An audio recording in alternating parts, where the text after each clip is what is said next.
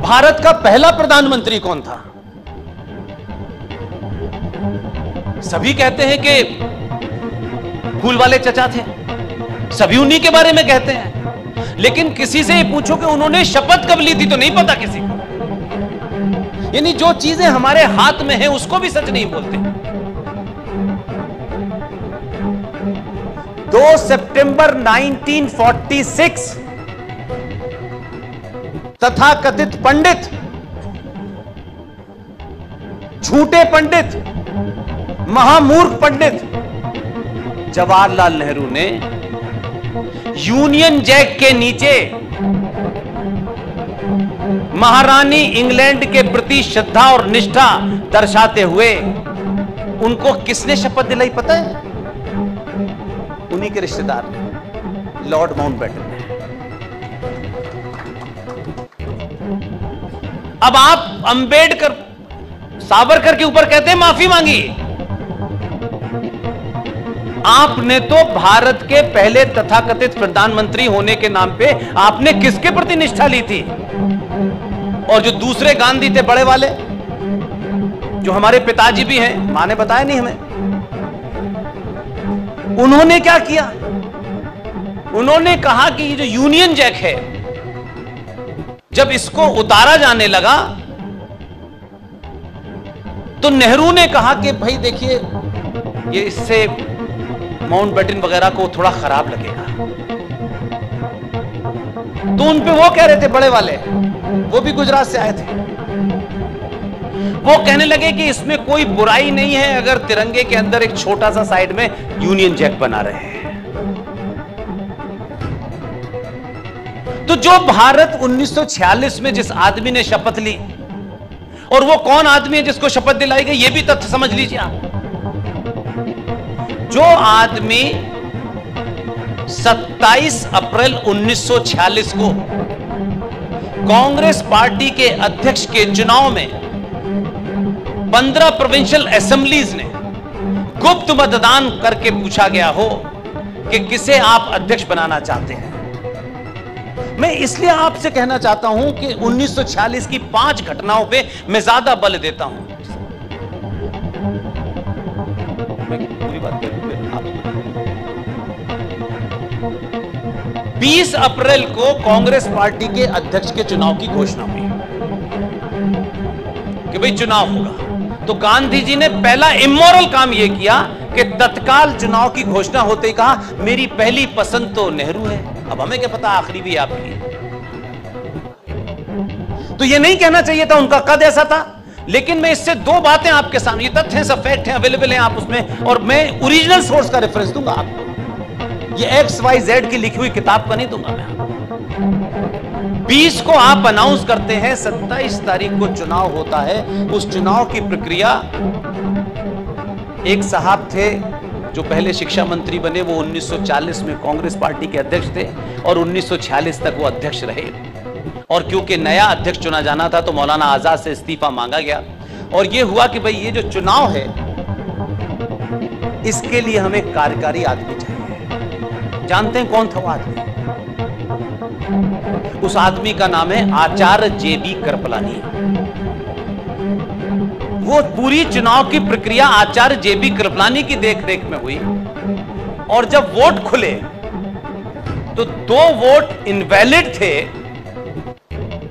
और 12 वोट सरदार पटेल को मिले। यानी गांधी जी की वो अपील उनके खुद कांग्रेसियों ने नहीं सुनी, तो गांधी कितने पॉपुलर थे आप समझ जाएंगे।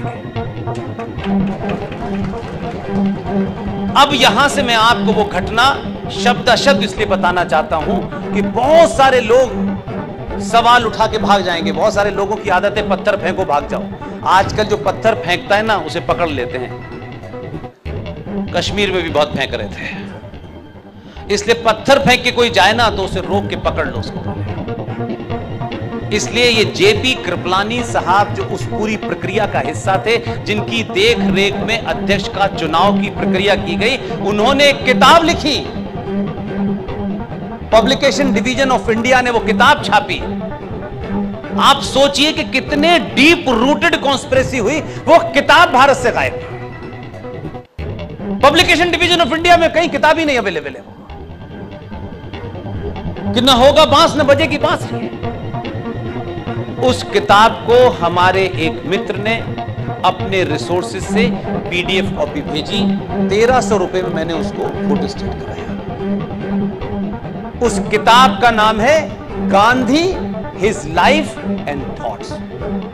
पेज नंबर 248, पेज नंबर 249 और पेज नंबर 50 पर उस पूरी चुनाव की प्रक्रिया के बारे में लिखा है, जिसमें आचार्य जेबी कृपलानी जो गांधी के साथ रहे लेकिन गांधी से लगातार उनका डिसेंट रहा, उन्होंने कहा कि जब मैंने यह घोषणा की कि 14 वोट में से नेहरू को एक भी वोट नहीं मिला है, तो फूल वाले चचा ऐसे रूठे हुए थे मुंह नीचे करके जैसे बच्चा रूठ जाता है।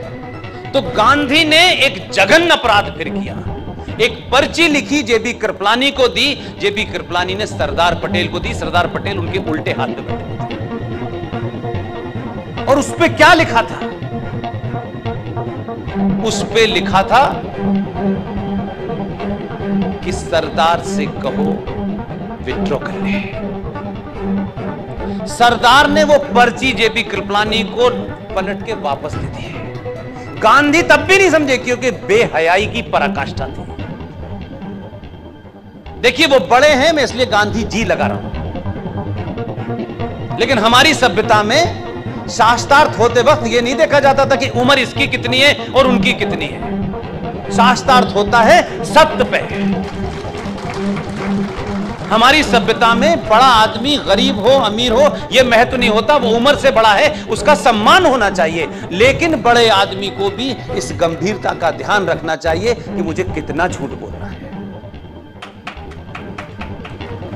गांधी जी ने जब वो पर्ची वापस करी सरदार पटेल ने, तो गांधी जी की बेहयाई देखिए। गांधी जी ने दूसरी पर्ची लिखी, फिर जेपी को दी और जेपी ने कहा, तब सरदार ने उस पर्ची को पढ़ा। जेबी कृपलानी ने उस किताब में लिखा है कि उन्होंने कहा सरदार से इस्तीफा दे दो। सरदार समझ गए, सरदार ने पर्ची को वापस किया, उठ के चले गए। इस तरीके से देश का एक आदमी जो अपनी पार्टी के 12 वोट नहीं ले सका, वो देश का पहला प्रधानमंत्री है। और जो आदमी ब्रिटिश साम्राज्य के खिलाफ लड़ रहा था, बाहर जाके लड़ रहा था, इन चाटुकारों से बाहर जाने के बाद वो बैंकॉक गया। उसने 21 अक्टूबर 1943 को भारत की आजादी की घोषणा की आजाद हिंद फौज के माध्यम से, और उस अकेले आदमी को दुनिया के 11 राष्ट्रों ने मान्यता दी थी। आपको पता चलेगा कि ऐसा नहीं था कि आपके बीच में बहादुर नहीं थे, लेकिन बहादुरों का चाटुकारों ने इतिहास नहीं लिखा और कुछ लोगों को महिमा मंडित कर दिया गया। उस दौर में भी बड़े लोग थे। आज उनका हाल देख रहे हैं क्या हो रहा है। कभी आलू से सोना बना रहा है, कभी यात्रा कर रहा है। जितनी यात्रा कांग्रेस को जोड़ने की कर रहा है उतनी टूट रही। तो मैं सिर्फ इतना ही कहना चाहता हूं कि आज के युवा के सामने आप अपनी बात रखें, एकदम शुद्ध फैक्ट पे रखें, और अगर इसमें अपने भी कहीं शामिल हैं जिन्हें आप अपना मान रहे हैं तो उनको भी मत बख्शिए। यह नहीं हो सकता। आपका बच्चा जब दुनिया में खड़े होकर बोले तो उसके मुंह से यह बात ना निकले कि कोई उसको चेक करे और वो कहे आपको ये सुनी सुनाई बातें आप बताते हैं, झूठी बातें। इसलिए मैं इसी पीड़ा के साथ कह रहा हूं, भारत को बताया गया 1947 में आजाद हुआ। थोड़ी देर के लिए झूठ भी मान लेते हैं, लेकिन रिकॉर्ड पे मालूम है क्या हुआ है?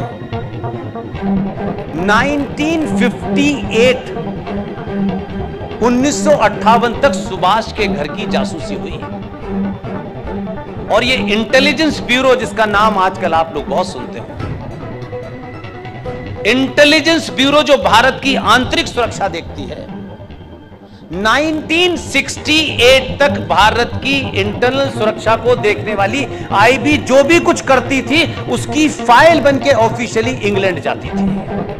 हम आजाद हैं। हाँ, जहां हम खड़े हैं उसके पीछे सिर्फ एक आध कारण नहीं है, हमारी चुप्पी भी है। हमने सबको चलने दिया, तुम भी आ जाओ, तुम भी आ जाओ, तुम भी आ जाओ।